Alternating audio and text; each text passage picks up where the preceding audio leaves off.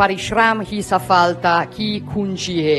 ये कहना है इटली की प्रधानमंत्री मेलोनी का। उन्होंने हिंदी में कहा कि परिश्रम ही सफलता की कुंजी है। आखिर मेलोनी की विदेशी नेताओं से मुलाकात मोमेंट कैसे बन जाती है? जून 2024 में इटली में हुए G7 समिट में पीएम मोदी और मेलोनी की मुलाकात हुई। मेलोनी ने सेल्फी ली और सोशल मीडिया पर लिखा हाय फ्रेंड्स फ्रॉम मेलोडी। ये वायरल हो गया। गाजा पीस समिट के दौरान ट्रंप ने बीच भाषण रोककर कहा कि अगर मैं आपको खूबसूरत कहूं तो कोई परेशानी तो नहीं है। फ्रांस के राष्ट्रपति इमैनुअल मैक्रो ने बैठक से पहले मेलोनी का स्वागत किया और उनके दोनों गालों पर किस किया। पहले मेलोनी चौंकी, फिर दोनों खूब हंसे। आज प्रधानमंत्री नरेंद्र मोदी अपनी पक्की दोस्त से मिलेंगे।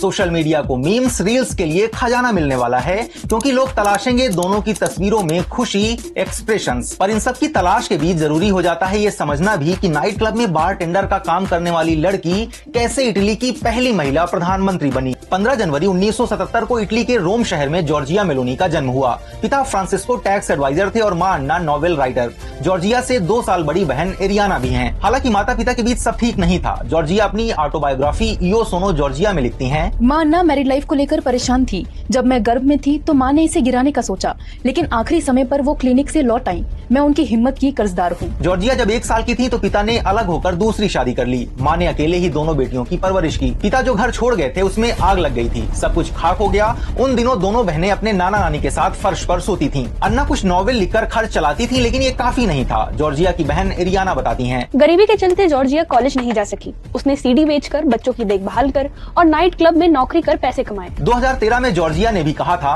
मैंने जिंदगी के बारे में संसद में काम करके नहीं बल्कि बार काउंटर के पीछे खड़े रहकर सीखा है। जॉर्जिया इटली के तानाशाह मुसोलिनी की बचपन से समर्थक रही हैं। 1992 में महज 15 साल की उम्र में जॉर्जिया एमएसआई की यूथ विंग में शामिल हो गयी। दरअसल एमएसआई एक फांसीवादी पार्टी थी जिसे मुसोलिनी की मौत के बाद उनके समर्थकों ने बनाया था। 1996 में 19 साल की मेलोनी ने एक इंटरव्यू में कहा था कि मुसोलिनी अच्छे नेता थे, उन्होंने जो कुछ किया देश के लिए किया। 2006 में जॉर्जिया पहली बार सांसद बनी और 2008 में 31 साल की उम्र में इटली इतिहास की सबसे युवा मंत्री बनी। फिर 2012 में जॉर्जिया ने अपनी अलग पार्टी ब्रदर्स ऑफ इटली बनाई। 2018 के चुनाव में पार्टी को 32 सीटें मिली। इसी दौरान 2019 में उनका एक भाषण वायरल हुआ था जिसमें वो कहती हैं, Sono Giorgia, sono una donna, sono una madre, sono italiana, sono cristiana, non me lo toglierete। 2022 के चुनाव में मेलोनी की ब्रदर्स ऑफ इटली 119 सीटें जीतकर देश की सबसे बड़ी पार्टी बन गई। इसी के साथ 22 अक्टूबर 2022 को जॉर्जिया मेलोनी इटली की पहली महिला प्रधानमंत्री बनी। 2015 से 2023 तक मेलोनी टीवी जर्नलिस्ट एंड्रिया जियाम्ब्रूनो के साथ लिव इन रिलेशनशिप में थी। दोनों की एक बेटी भी है। मेलोनी इटली के 161 साल के पुरुष प्रधान राजनीतिक इतिहास में पहली महिला प्रधानमंत्री हैं। वो खुद को फेमिनिस्ट नहीं मानती और महिलाओं के आरक्षण का विरोध करती हैं। मेलोनी की ताकत उनकी पर्सनालिटी है। वो स्थानीय भाषा में भाषण देती हैं, लेकिन मेलोनी देश की तीसरी सबसे लंबे समय तक पीएम रहने वाली नेता हैं।